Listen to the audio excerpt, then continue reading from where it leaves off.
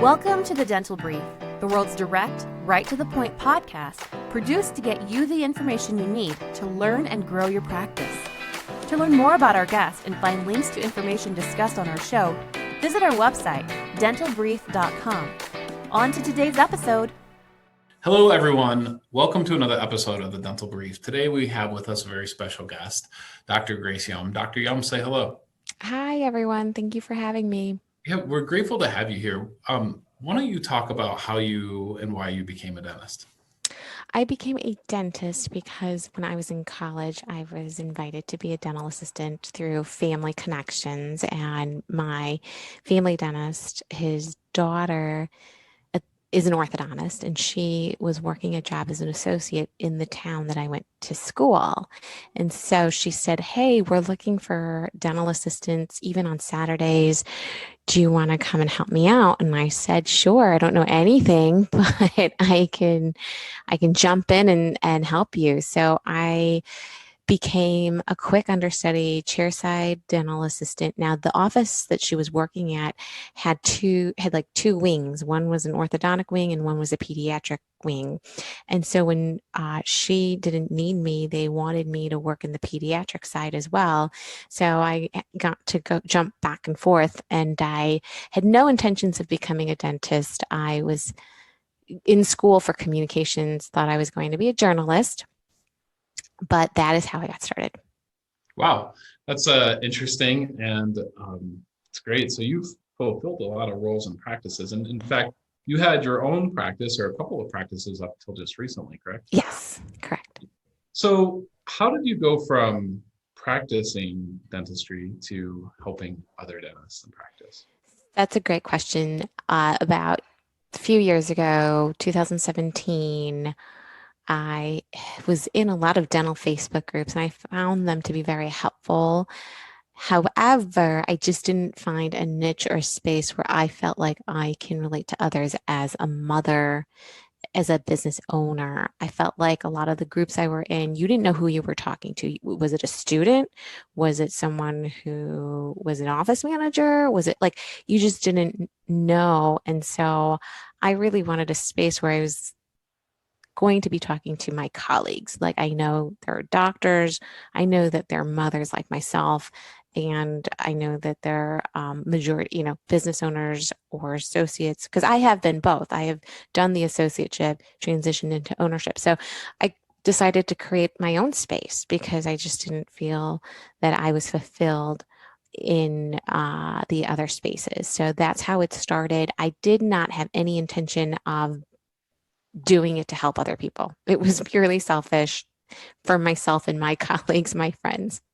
Sure. Well, I think that's how a lot of amazing organizations start, right? Trying to find a solution for a problem that they themselves have, right?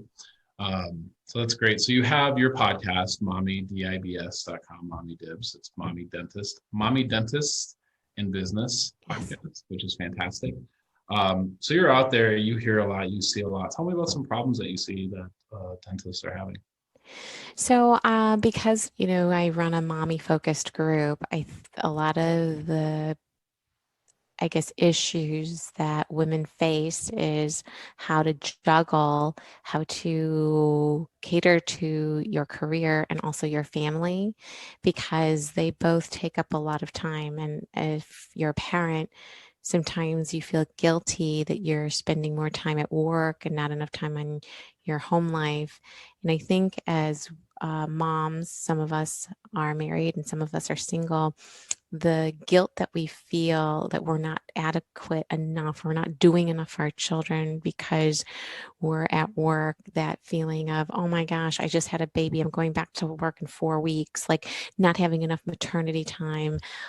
And working through that process has been, I think, an isolating feeling for a lot of women in dentistry. And that's why the Mommy Dentist in Business space is there to help support women and mothers in dentistry.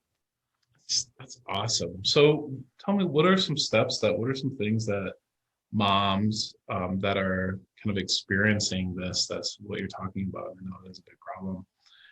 What are some steps that they can take to kind of help get their heads in the right space and kind of get on track with juggling all of these things and not making these compromises that really affect us.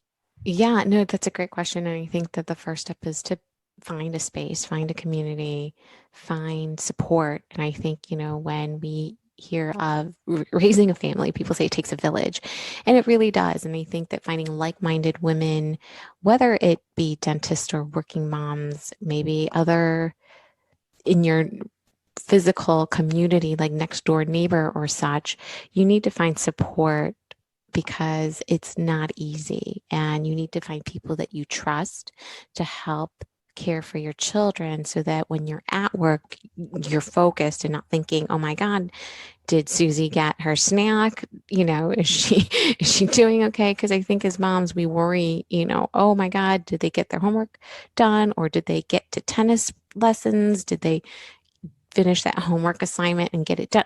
So there's a lot of things that go on. And I think that we need a community, and finding support and help in a network, whether it's your parents, your in-laws, whether it's your family members or not. I think that that's identifying who's going to help you.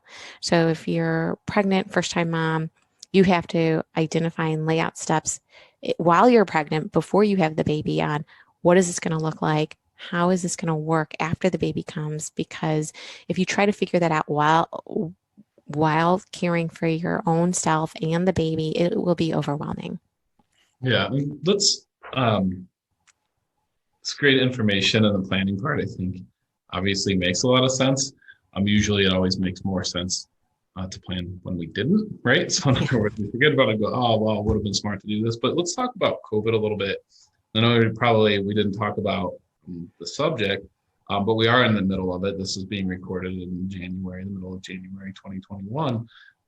COVID threw a wrench into a lot of working parents, and I'm sure moms probably feel it a little bit more so than dad. I think it's just some of the differences between us. Talk about what you're seeing out there, and what are some things some moms can do right now to help them juggle work and children at home during this? Yeah, it's also a great question. And it just depends on if your child, well, it depends on the age group of the child, right? Sure. Whether they're autonomous or not. It also depends on, is your school in session? So there's a lot of things, it's variable. Because if your kid is not in session and you're trying to do remote, having someone at home while you're at work, or creating a space at work where you can bring your kids to work so that they can just do online remote learning while you're seeing patients. They might be sitting in your office on a computer, or maybe you have extra space, or creating pods, in your community where you know that another family is a COVID safe, and you're going to follow the same kind of guidelines and promises to each other, and create your own pod. And then you know that you can drop your kid off there and they're going to be safe in someone else's home, and vice versa. I've seen so many different creative ways. And I think that one of the creative solutions is, if you have the space at work, bringing in a private teacher at work so that someone's good at the tutor, right? And if your employees or your staff have about similar age kids, letting them bring their kids so everyone can work, and assigning a tutor to train or teach the kids while everyone's working. I have seen that solution as well. Those are fantastic ideas. Now, I want to jump and talk about your podcast a little bit, Sure. because there's a lot of content, a lot of great information on there. It's, again, the URL for it is mommydibs.com, mommydibs.com. Tell us a little bit about your podcast and what our audience can expect if they check out your episodes. Sure. I'm happy to. Thank you for the opportunity. Yeah. The podcast actually, it just depends on every season. And there's some seasons where we do a lot of lifestyle. So we interview different professions, whether it's a dermatologist or another clinical therapist, or we talk to clinical psychologists. And we did interview some, especially during quarantine, just because mental health was so important during this time of transition. And we've had personal trainers, dietitians, we've had stylists, and then we cross over and we do dental clinical. So we've had hygienists talking about vaping and what they see in the mouth, to to catch maybe teenagers who are vaping and what that looks like. And we've done clinical, like sleep dentistry is a hot topic we've talked about. There are other topics that we'll delve into, such as cannabis. We've talked about cannabis as well and what that looks like. So we try to kind of curate a big library of different interests for not just dentists, but anyone in the field or any friends of dentists that want to listen in. So we cover a huge variety of topics. And recently, during quarantine this year, the AGD PACE allowed us to offer CE for our podcasts that were applicable. That's terrific. We've got a couple of minutes left. Anything else you want to leave our audience with? I just think that I'm really lucky and fortunate to be in this field. I think dentistry, it is stressful, but we have to remember in the big picture that we're helping people, and we get a lot of negativity because we're so, it's stressful. Our job is stressful. We're working in minutia spaces and we're working with people who may not appreciate it, like patients may not appreciate us. And they may say things like, don't take it personal, we like you as a person, but we just don't like being here, and then what do you say to that? Right.